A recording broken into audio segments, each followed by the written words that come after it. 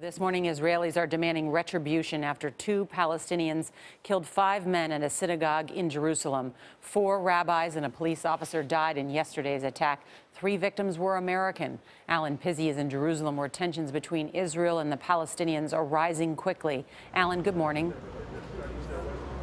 Good morning. Much of the violence here has been blamed on Israeli occupation of Palestinian land, but this latest outrage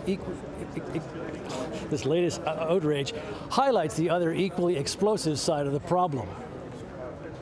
In the aftermath of the carnage, there are dire warnings that what is being billed here as a wave of terrorism is taking on the overtones of a religious war, but not in the ultra-Orthodox neighborhood where the 4 rabbis lived and worshipped. At the funeral outside the synagogue where the attack occurred, a rabbi merely noted that there are now 4 widows and 24 orphans on one street. This morning, worshipper Gabriel Cohen summed it up this way.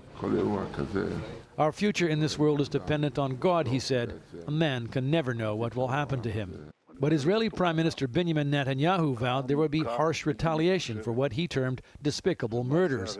This is an example of what he has in mind. Overnight, Israeli security forces destroyed the home of a Palestinian who rammed his car into a commuter train stop last month, killing a young woman and a baby. The homes of the 2 Palestinians who attacked the synagogue will also be knocked down.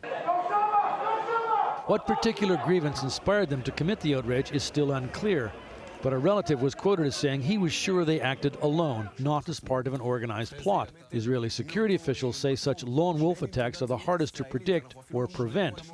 The issues that fuel them range from Israeli occupation of Arab land to settlement building and disputes over access to Temple Mount, a site sacred to both Muslims and Jews.